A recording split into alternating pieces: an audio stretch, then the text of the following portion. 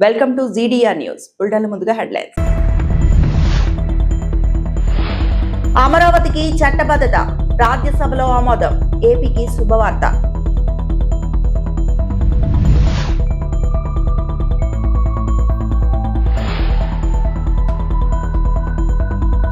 ఇంధన సరఫరాపై ఆందోళన అవసరం లేదు, కేంద్రం స్పష్టం.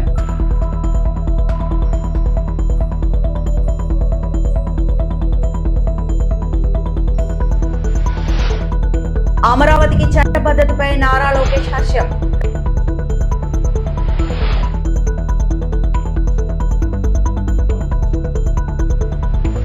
ఆంధ్రప్రదేశ్ రాజధానిగా అమరావతికి చట్టపరమైన భరోసా కల్పిస్తూ ప్రవేశపెట్టిన ఆంధ్రప్రదేశ్ పునర్విభజన చట్ట సవరణ బిల్లుకు మూజువాణి ఓటుతో బిల్లుకు రాజ్యసభ ఆమోదం తెలిపింది. అంతకుముందు కేంద్ర హోంశాఖ సహాయ మంత్రి నిత్యానందరాయ్ ఈ బిల్లును ప్రవేశపెట్టారు.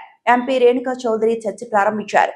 బిల్లుపై చర్చ సమయంలో వైకాపా వాకౌట్ చేసింది. రాజ్యసభలో బిల్లు ఆమోదం పొందిన సందర్భంగా Rajya Sabha chairman CP Radhakrishnan AP ప్రజలకు శుభాకాంక్షలు తెలిపారు. అమరావతికి శ్రీ వెంకటేశ్వర స్వామి ఆశీస్సులు ఉంటాయన్నారు. ఇప్పటికే అమరావతి చట్టబద్ధత బిల్లును లోక్సభ ఆమోదించిన సంగతి తెలిసిందే. Those in favor will please say aye. Those against will please say no. I think the ayes have it, the ayes have it, the ayes have it. Class 2 is adopted. Class 1, the enacting formula and the title stand part of the bill. Those in favor will please say aye. Those against will please say no. I think the ayes have it, the ayes have it, the ayes have it. Class 1, the enacting formula and the title are adopted. Shriman Nityananda Rai ji to move that the bill be passed. महोदय, मैं प्रस्ताव करता हूं कि विधेयक पारित किया जाए. Motion moved that the bill be passed. The question is that the bill be passed. Those in favor will please say aye. Those against will please say no. I think the ayes have it, the ayes have it, the ayes have it. The bill is passed. On behalf of the entire House and the entire country people, we wish all the Andhra Pradesh people to have their new, well-built, new capital, Amaravati. Thank you.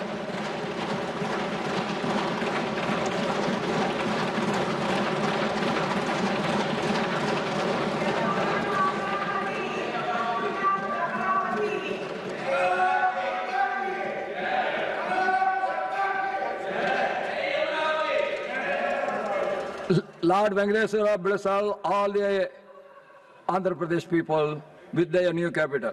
దేశంలో ఇంధన సరఫరాపై ఎలాంటి ఆందోళన అవసరం లేదని కేంద్ర ప్రభుత్వం స్పష్టం చేసింది.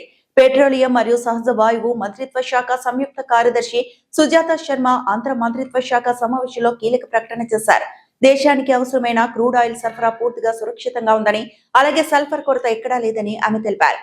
ఇక గృహ వినియోగదారులకు సహజ వాయువు సరఫరా 100% భద్రంగా ఉందని స్పష్టం చేశారు. గత ఒక నెలలోనే సుమారు 3,37,000 పైగా పిఎన్జి కనెక్షన్లు అందించగా అందులో 2,90,000 కనెక్షన్లు ఇప్పటికే యాక్టివ్ అయ్యాయి. దేశవ్యాప్తంగా గ్యాస్ సరఫరా వ్యవస్థను మరింత బలోపేతం చేసే దిశగా ప్రభుత్వం చర్యలు తీసుకుంటుందని అధికారులు తెలిపారు. कुछ इस तरह की खबर सुनने को मिली कि सल्फर की सप्लाईज में कुछ इशू है. मैं ये बात क्लियर कर देना चाहती हूँ कि क्योंकि हमारी रिफाइनरीज मैक्सिमम कैपेसिटी पर ऑपरेट कर रही हैं, इसलिए सल्फर की कोई शॉर्टेज नहीं है. हमारे रिटेल आउटलेट्स नॉर्मल ऑपरेट कर रहे हैं. इंटरनेशनल वॉलेटिलिटी के बावजूद भी पंप के प्राइजेस में कोई इंक्रीज नहीं किया गया है. भारत सरकार ने प्राइजेस को स्टेबल रखने के लिए एक्साइज ड्यूटी में रिडक्शन किया है और कुछ बाहर हमारी ऑयल मार्केटिंग कंपनीज भी उठा रही हैं और लगभग 24 रुपये का अंडर रिकवरी पेट्रोल के ऊपर और 104 रुपये का अंडर रिकवरी डीजल पर लीटर डीजल पर है.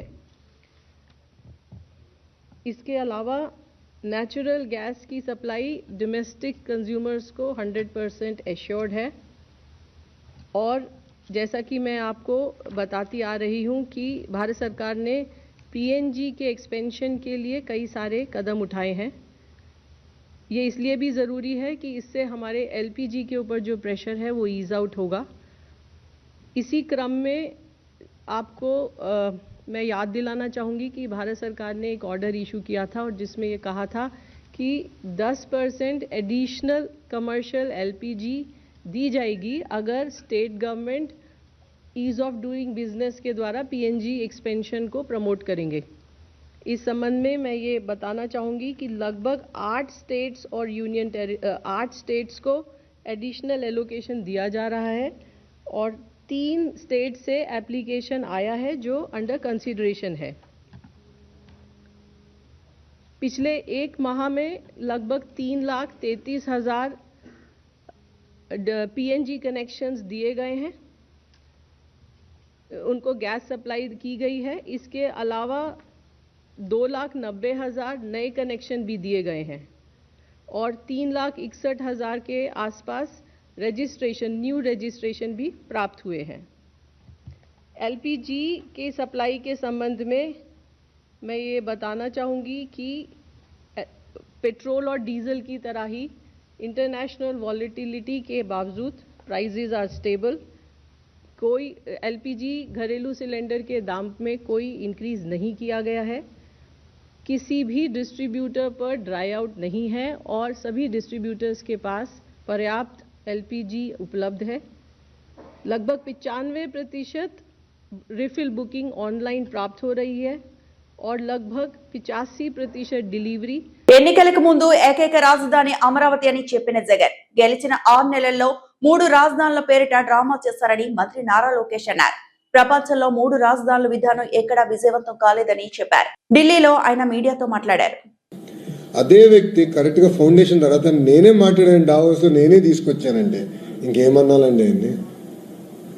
సో ఆయన ఇంకా అధికారంలోకి రాడు, ఎందుకంటే ప్రజలు అన్ని గమనిస్తున్నారు. గతంలో అంటే ఒక్క ఛాన్స్ అని ఆయన కోరారు, ఒకే చూద్దామని ప్రజలు ఇచ్చారు. దానివల్ల ప్రజలు ఎంత ఇబ్బంది పడ్డారు ప్రజలే స్వయంగా చూశారు. ఎన్ని దాడులు జరిగినాయి, ఎన్ని దొంగ కేసులు పెట్టారో ప్రజలే అనుభవించారు. సో ప్రజలు కూడా అప్రమత్తంగా ఉన్నారు. ఎస్, కంటిన్యూటీ ఆఫ్ గవర్నమెంట్ కూడా చాలా అవసరం. మీరు గుజరాత్ చూడండి, ఒకే పార్టీకి చెందిన ప్రభుత్వం అధికారంలో ఉంది కనుకనే గుజరాత్ ఈరోజు ఇంత అభివృద్ధి చెందింది. ఒరిస్సాలో కూడా గతంలో అదే జరిగింది. ఇప్పుడు ఆంధ్ర రాష్ట్రానికి కూడా ప్రభుత్వ కొనసాగింపు అనేది చాలా చాలా అవసరం. ఇప్పుడు మీరు చూడండి, 22 నెలలు 21 మంత్స్ 21 నెల 21 మంత్స్ ఎన్ని పరిశ్రమలు తీసుకొచ్చాడు. ఎవరిని ఊహించారు? ఇక్కడ ఉందా మనం ఎవరన్నా ఊహించామా? కాగ్నిసెంట్, గూగుల్, టీసీఎస్, ఇప్పుడు ఇన్ఫోసిస్ వస్తుంది, సోలార్ సెల్ మ్యానుఫ్యాక్చరింగ్ కంపెనీలు తీసుకొచ్చాం, ఏసీలు తయారు చేసే కంపెనీలు తీసుకొచ్చాం, one of India's largest steel plant తీసుకొచ్చాం, ఇంకా కొన్ని రాబోతున్నాయి. ఎవరిని ఊహించామా? కానీ ఎన్ని ఎందుకు వస్తున్నాయంటే ఒక బ్రాండ్ ఉంది, ఆ brand Babu. Amaravati should be the sole and permanent capital of Andhra Pradesh అని వాళ్ళు కూడా కోరటం జరిగింది. దాంట్లో భాగంగా ఒక స్పెషల్ సెషన్ పెట్టుకున్నాం, ఒక రోజంతా దీని మీద చర్చించాం. ఏకగ్రీవంగా శాసనసభలో తీర్మానం చేసి పార్లమెంట్కి పంపిస్తాం జరిగింది. దాంట్లో భాగంగా గౌరవ హోంమంత్రి అమిత్ షా గారు పర్సనల్గా తీసుకుని, ప్రధానమంత్రి గారు కూడా ఎస్, ఇప్పటికీ చాలా నష్టపోయారు ఆంధ్ర ప్రజలు. ఇట్లా ప్రభుత్వాలు శాశ్వతం కాకపోవచ్చేమో కానీ వ్యవస్థ శాశ్వతం, రాజధాని శాశ్వతంగా ఉండాలని ఆయన కూడా పర్సనల్గా తీసుకుని పార్లమెంట్లో నిన్న పాస్ అయింది బిల్లు. దాని తర్వాత ఆ సవరణ, దాని తర్వాత రాజ్యసభకు వచ్చి ఈరోజు ఆంధ్ర ప్రజలందరూ గర్వపడాలి. ఎందుకంటే మొత్తం భారతదేశం, ఒకే ఒక పార్టీ తప్ప మొత్తం భారతదేశం ఆంధ్ర రాష్ట్రానికి అండగా నిలబడింది. విశాఖ స్టీల్ ప్లాంట్ కోసం కొనసాగుతున్న రక్షణ పోరాటం 5 ఏళ్లను పూర్తి చేసింది. ఈ సందర్భంగా దొండపత్రి డిఆర్ఎం కార్యాలయం నుండి జీవీఎంసీ గాంధీ విగ్రహం వరకు భారీ ర్యాలీ నిర్వహించబడింది. అఖిలపక్ష కార్మిక ప్రజా సంఘాల నేతలు స్టీల్ ప్లాంట్ ప్రైవేటీకరణకు వ్యతిరేకంగా దీక్షా శిబిరం ఏర్పాటు చేశారు. ఏఐటియుసి జాతీయ ఉపాధ్యక్షుడు డి ఆదినారాయణ మాట్లాడుతూ అన్ని కార్మిక సంఘాలు ఐక్యంగా స్టీల్ ప్లాంట్ రక్షణలో ముందున్నాయన్నారు. అనుమతి లేకుండా భూములను అమ్మకానికి ఇవ్వడం, సొంతంగా అప్పగించడం ప్రభుత్వం చేస్తున్న దుర్మార్గమని నాయకులు ఆరోపించారు. మెటల్ కంపెనీకి ప్రత్యేకంగా గనులు కేటాయించడానికి కుట్ర జరుగుతున్నట్లు చెప్పారు. కార్యక్రమంలో ఐఎన్డియుసి రాష్ట్ర అధ్యక్షుడు మంత్రి రాజశేఖర్, సిఎఫ్టియుఐ జాతీయ అధ్యక్షుడు ఎన్ కనకారావు, సిపిఎం మాజీ floor leader B Gangarao, AITUC రాష్ట్ర కార్యదర్శి పడాల రమణ మరియు ఇతర నేతలు పెద్ద సంఖ్యలో పాల్గొన్నారు. స్టీల్ ప్లాంట్ ప్రైవేటీకరణను ఆపి స్థానిక కార్మిక ప్రజా హక్కులను పరిరక్షించాలని నేతలు డిమాండ్ చేస్తున్నారు. మోడీ ప్రభుత్వం త్యాగాలతో సాధించుకున్నటువంటి వైజాగ్ స్టీల్ ప్లాంట్ ని రోజు రోజుకి దిగ్బంధనం చేస్తూ ఆర్సిలర్మిట్టల్ స్టీల్ ప్లాంట్ కోసం వరాలు కురిపిస్తా ఉంది. వైజాగ్ స్టీల్ ప్లాంట్ కి సంతకాలు కేటాయించకుండా ఆర్థిక దిగ్బంధనం చేస్తా ఉంది. అదే ఆర్సిలర్ స్టీల్ ప్లాంట్ కి ఐరన్ ఓర్ గనులు కేటాయిస్తా ఉంది. వైజాగ్ స్టీల్ ప్లాంట్ లో పర్మనెంట్ ఎంప్లాయీస్ ని కాంట్రాక్ట్ వర్కర్స్ ని వ్యవసాయంలో తొలగించింది. ఆర్సిలర్మిట్టల్ స్టీల్ ప్లాంట్ లో వేల ఉద్యోగం ఇస్తామని చెప్పి అంటా ఉంది. వైజాగ్ స్టీల్ ప్లాంట్ కావాల్సినటువంటి యంత్రాల మరమ్మతుల కోసం అలాగే కొన్ని డిపార్ట్మెంట్ల తాలూకా అభివృద్ధి కోసం 10,000 కోట్లు కేటాయించమని చెప్పని స్టీల్ ప్లాంట్ కార్మిక సంఘాలు కార్మికులు కోరుతుంటే ఖాతరు చేయకుండా ఆర్సిలర్మిట్టల్ స్టీల్ ప్లాంట్ కి వేల కోట్ల రూపాయలు కేటాయిస్తా ఉంది. ఇది ఒక ప్రభుత్వ రంగ సంస్థ కేంద్ర రాష్ట్ర ప్రభుత్వాలకి ఇంతవరకు 54,000 కోట్ల రూపాయలు పనులు డివిడెండ్ చెల్లించిన సంస్థ, 1,00,000 మందికి ప్రత్యక్షంగా 30 కోట్ల రూపాయలు కూర్చున్న సంస్థ ఈ రాష్ట్రం ఈ నెల అభివృద్ధి కీలక పాత్ర పోషించినటువంటి వైజాగ్ స్టీల్ ప్లాంట్ ని ఆర్థిక చర్యలు దెబ్బతీస్తూ ఆర్సిలర్మిట్టల్ స్టీల్ ప్లాంట్ కి ఊడుగు చేస్తూ ఉంది. ఈ దుర్మార్గ విషయం దీన్ని అఖిలపక్ష కార్మిక సంఘం ప్రజాసంఘం తీవ్రంగా ఖండిస్తూ ఉంది. రాష్ట్ర ప్రభుత్వం విశాఖ ఉక్కు ఆంధ్రప్రదేశ్ పోరాటానికి సాధించుకున్నటువంటి వైజాగ్ స్టీల్ ప్లాంట్ రక్షించకుండా ఆర్సిలర్మిట్టల్ ఊడుగు చేయాలని కూడా మా తీవ్రంగా ఖండిస్తూ ఉంది. ఎప్పటికైనా సరే మీరు వైజాగ్ స్టీల్ ప్లాంట్ సంతకాలు కేటాయించండి. అక్రమంగా తొలగిన కాంట్రాక్ట్ కార్మికులు విధులు తీసుకోవాలి. నిర్మాణ ఉద్యోగాలు ఇవ్వాలి. ఆర్థిక ప్యాకేజీ మరో 10,000 కోట్ల రూపాయలు కేటాయించాలి. దీంతో పాటు యంత్రాలు మరమ్మతులు చేయించాలి. నూతన యంత్రాలు ఏర్పాటు చేయాలని చెప్పి జేఏసీకి డిమాండ్ చేస్తున్నాం. మా జేఏసీ శిబిరం ఏర్పాటు చేసి వాటికి 5 సంవత్సరాలు పూర్తవుతూ ఉంది. ఈ పోరాటం ఉద్యోగం కోసం మేము కోరుకుంటా ఉన్నాం. కేంద్ర ప్రభుత్వం గారి చర్య చేపట్టకపోతే, కోట ప్రభుత్వం గారి చర్య తీసుకోకపోతే ఖచ్చితంగా మా పోరాటాన్ని ఉధృతం చేస్తామని చెప్పి మీద హెచ్చరిస్తాం. కొమరంభీం జిల్లా సిర్పూర్ ఆసిఫాబాద్ లోని కనికి గ్రామంలో కౌటాల సర్కిల్ ఇన్స్పెక్టర్ సంతోష్ కుమార్ ఆధ్వర్యంలో కమ్యూనిటీ కాంట్రాక్ట్ కార్యక్రమం నిర్వహించారు. సుమారు 200 మంది గ్రామస్తులు పాల్గొన్న ఈ కార్యక్రమంలో గుడుంబ వినియోగం, సైబర్ మోసాలు, గేమింగ్ వ్యసనం, రోడ్డు భద్రతపై అవగాహన కల్పించారు. ఒక్క గుడుంబ కేసు నమోదు చేసి 5 లీటర్ల మద్యం స్వాధీనం చేసుకున్నారు. వాహన తనిఖీల్లో 70 వాహనాలను పరిశీలించి నిబంధనలు ఉల్లంఘించిన వారిపై జరిమానాలు విధించారు. గ్రామస్తులు పోలీసుల కార్యక్రమాన్ని అభినందించారు. ఈ గుడాంబ పట్ల దూరంగా ఉండండి. దీనివల్ల అనేక దుష్పరిణామాలు ఉన్నాయి. చాలా మంది చిన్న వయసులోనే చనిపోవడం వల్ల పెళ్ళైన వాళ్ళు విడవలుగా మారుతున్నారు. అలాగే 80 సంవత్సరాలు 70 సంవత్సరాలు బతకాల్సిన వాళ్ళు కూడా 40-50 ఏళ్ళకి చనిపోతున్నారు. దయచేసి మీరు అందరూ కూడా ఈ గుడాంబకు దూరంగా ఉండండి. శ్రీకాళహస్తిలో పేదల నివాస స్థలాల కోసం సిపిఐ నిరసన. గత ఎన్నికల్లో ఇచ్చిన హామీలను అమలు చేయాలని డిమాండ్ చేస్తూ శ్రీకాళహస్తిలో సిపిఐ నేతలు ప్రభుత్వం ముందు నిరసన దీక్షలు చేపట్టారు. గ్రామాల్లో 3 సెంట్లు, పట్టణాల్లో 2 సెంట్లు అర్హులైన పేదలకు ఇళ్ల స్థలాలను కేటాయించి ప్రభుత్వమే ఇల్లు నిర్మించాలి అని కోరారు. సిపిఐ పట్టణ కార్యదర్శి గోపి మాట్లాడుతూ కేంద్రంలో నరేంద్ర మోదీ, రాష్ట్రంలో చంద్రబాబు పేదల సంక్షేమ హామీలు ఇచ్చినప్పటికీ వాటిని నెరవేర్చలేదని అన్నారు. ఇప్పటికీ నివాస స్థలాల కోసం నిరుపేదలు ఇబ్బందులు ఎదుర్కొంటున్నారని, ప్రభుత్వం తక్షణమే హామీ ప్రకారం ఇంటి స్థలాలను కేటాయించాలని చెప్పారు. నిరసనలో సీఎం ఆఫీస్ అనిల్ కుమార్ కు వినతి పత్రం అందజేశారు. ఈ కార్యక్రమంలో కత్తి రవి, శివకుమార్, రాజయ్య, ముని, నిరంజన్, వెంకటమ్మ, మోహన్, అంకయ్య తదితరులు పాల్గొన్నారు. సిపిఐ అధికారులు సమస్యల పరిష్కారం కాకపోతే రాబోయే రోజుల్లో రాష్ట్ర వ్యాప్తంగా పెద్ద ఎత్తున నిరుపేదలతో నిరసనలు చేపడతామని హెచ్చరించారు. భారత కమ్యూనిస్ట్ పార్టీ వర్ధిల్లాలి. భారత కమ్యూనిస్ట్ పార్టీ నిరుపేదలను కొంచెం ఆదుకోవాలని కోరుకుంటున్నాం.